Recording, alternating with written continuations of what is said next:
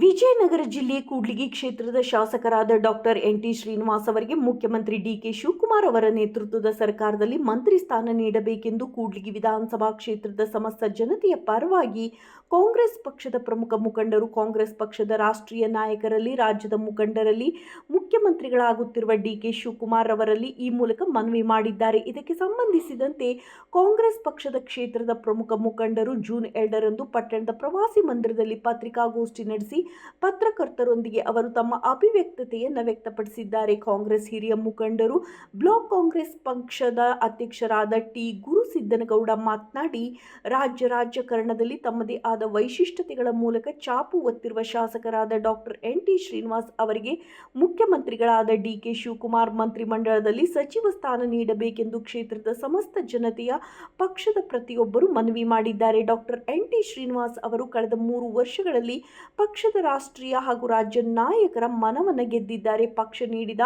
ಮಹತ್ತರವಾದ ಜವಾಬ್ದಾರಿಗಳನ್ನು ಯಶಸ್ವಿಯಾಗಿ ನಿಭಾಯಿಸಿರುವ ಶಾಸಕರಾಗಿದ್ದಾರೆ.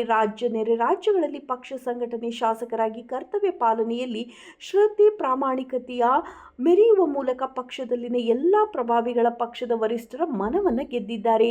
ಹಿರಿಯ ರಾಜಕಾರಣಿಗಳಿಂದ ರಾಷ್ಟ್ರೀಯ, ರಾಜ್ಯ ನಾಯಕರುಗಳಿಂದ ಶಾಬಾಸ್ಗಿರಿಯನ್ನು ಪಡೆದಿದ್ದಾರೆ.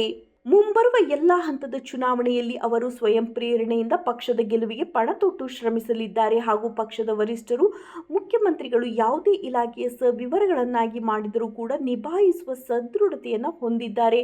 ಕಾರಣ, ಮುಖ್ಯಮಂತ್ರಿಗಳು, ಪಕ್ಷದ ವರಿಷ್ಠರು ಕೂಡ್ಲಿಗಿ ಕ್ಷೇತ್ರದ ಶಾಸಕರಾದ ಹಾಗೂ ವೈದ್ಯರಾದ ಡಾಕ್ಟರ್ ಎನ್.ಟಿ. ಶ್ರೀನಿವಾಸ್ ಅವರಿಗೆ ಸಚಿವ ಸ್ಥಾನ ನೀಡಬೇಕೆಂದು ಕ್ಷೇತ್ರದ ಸಮಸ್ತ ಜನತೆಯ ಪರ ಕಾಂಗ್ರೆಸ್ ಮುಖಂಡರಾದ ತಾವು ಈ ಮೂಲಕ ಅವರಲ್ಲಿ ಮನವಿ ಮಾಡುತ್ತಿರುವುದಾಗಿ ನುಡಿದರು.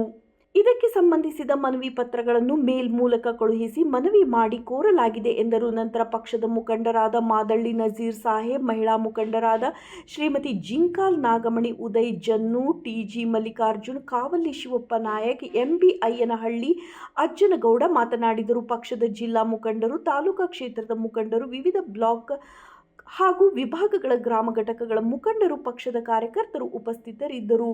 ವರದಿ ವಿಜಿ ರುಷ್ಪೇಂದ್ರ, ಕೂಡ್ಲಿಗಿ.